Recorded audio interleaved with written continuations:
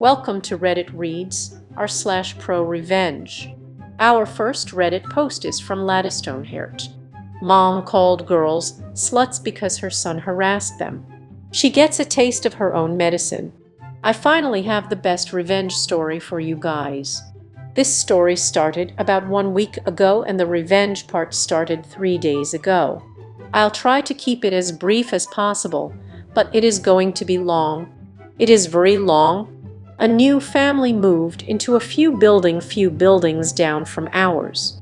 They seemed normal at first and didn't interact or socialize with anyone else other than their direct neighbors. Most of the people living these buildings have been living here for a lot of years and know each other very well. Now to the story. The son, short for Acid, is a creep. He harassed a lot of girls and women this past month or so. He is about 17-18 years old. He passes lewd remarks, whistles, catcalls, tries to grope, pushes elbows, follows girls and women. He followed and tried to grope a 14-year-old girl who told her mom. Her mom talked to other moms before approaching the bitch mom Aka's mom. The moms found out that many of the girls had been at the receiving end of his harassment. Even the women older than him and the newlyweds. The remarks he passes are very vulgar and crass, to say the least.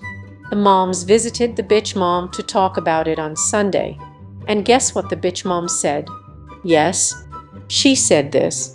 When they told her he was also harassing married women, needless to say, everyone was pissed.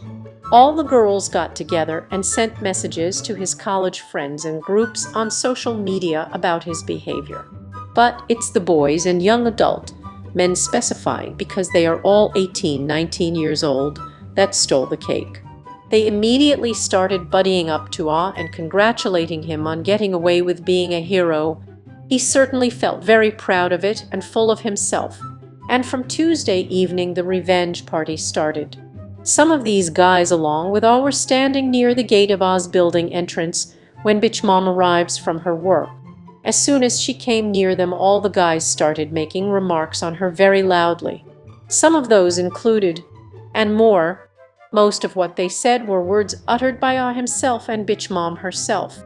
I was mortified and angry but couldn't do more than cuss them and leave because they were about 45 guys. This has continued every day, twice a day. In the morning when she leaves for work, in the evening when she returns, and whenever someone comes across her when she is out for whatever reason. She has received comments on the way she dresses, the way she walks, the time she comes home, etc. All of this is done in front of her son, and whenever he objects, he is told to keep his slutty mom in check because the guys are only talking. What are they supposed to do? Pray to her? Finally, I broke down and cried yesterday, but didn't apologize. He just called the girls and guys names and left. Bitch mom tried to approach the parents of the boys, and to her dismay found that most of the boys were brothers or neighbors to the girls whom her son had harassed. Quite a few moms also told her to not be slutty as it was a bad influence on their sons. One awesome dad shut the door on her face, saying he doesn't talk to women who cannot parent their children. P.S. I live in India. So most of the conversation was in Hindi or Marathi. Also, it's a crime to catcall or harass women even though complaints aren't made about it all the time. Older mom calls underage girls sluts when approached about her son harassing them. The boys then team up and use her own and her son's words to harass her Atlas twice a day. Update: more drama alert. Now the younglings have also joined in the shaming of the Acid family. They've borrowed this from the movie Lage Rahomana Bay. All the 13-16-year-olds are sending a get well soon card signed by them to the bitch mom, and some of them are also sending personalized cards. Last night I decided to fight the brother of the girl whom he tried to grope. He went home with a few punches and a huge amount of Hindi cusses. Still no sign of apology. This comment is from Please Help Shaggy. How is it, my fellow Redditor in India? This comment is from Ladystonehert. Sweltering hot. This comment is from Nekarukan. Good story. The mom got what she deserved for saying that event though she herself can't take it. Our next Reddit post is from 20,802,548. I made my high school chemistry teacher lose his job. So it's been several years since this happened, so I finally feel okay telling this story via a throwaway. I went to a ghetto high school in a poor community, but my parents raised me to work my ass off so I could get out of there. My parents never went to college, but because of this myself, I maintained a 4.0 until the year in question in high school, taking 5 advanced courses a year out of 6 total. I learned to get very little sleep because of the amount of work these courses required, and because my school didn't have tutoring aids or anything of the like. Didn't understand something tough shit? Get to Googling. So in one of my upperclassmen years, I signed up for an advanced chemistry course. I knew it would be hard, but assumed, like the rest of my courses, that if the class was minimally structured and Google came through per usual, I would be fine. Other students warned me not to take the course, but since I wanted to go to college for chemistry, I knew I had to go through with it. The teacher was horrible. He was old, which is fine, and didn't offer after-class support, which was normal, but also didn't even offer English support. His answer to even basic questions was, "You should understand that, talk to me about it later," but later never came. He didn't offer lunch hours, didn't offer after-school hours, and in class would just put up the answers which were already available online and in the back of the book. My family didn't have fancy tutor money, and none were readily available in my community anyways. I studied my ass off, but when the first test came back I had a D with no notes to even understand what I had done wrong. When I went to speak with him about it right after class ended, missing part of my next course, in the process he simply told me to look more closely at the textbook for help. He was 2 weeks behind the explanations that he did give because he was constantly distracted. All of this is bad, but didn't deserve him being fired yet. What did was when he got dangerous. In an experiment working with hydrochloric acid, a plug held the concentrated stuff.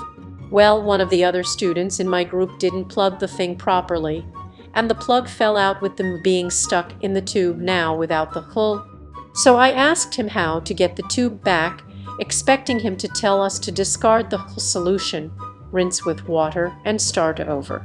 I'd read the safety section in my textbook, which had this approach to working with acids.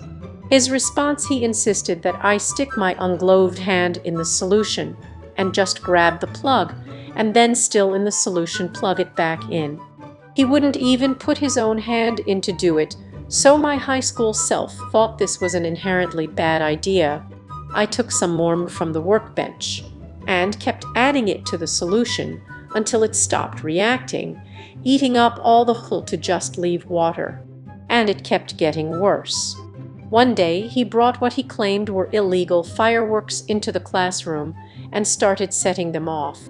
He thought it was funny to point them at us, wearing no safety equipment or goggles, and hoodies that could have easily caught the fiery things. He frequently would leave the room while a group of high school kids were playing with Bunsen burners and caustic chemicals. So in combination with the total lack of education I was getting, I didn't feel safe. Did I mention he was sexist too? I'm a girl, by the way. All of the boys got A's on tests with no explanations. He even lost one of the other boys' tests and straight up said in front of me and the rest of the class that we would just give him, and assuming that he had done well. Later on I had asked the other student for help understanding something, and even he didn't know what was going on in the course, so I knew it was just bullshit. Every other girl I asked was getting the same inexplicable grades as I was.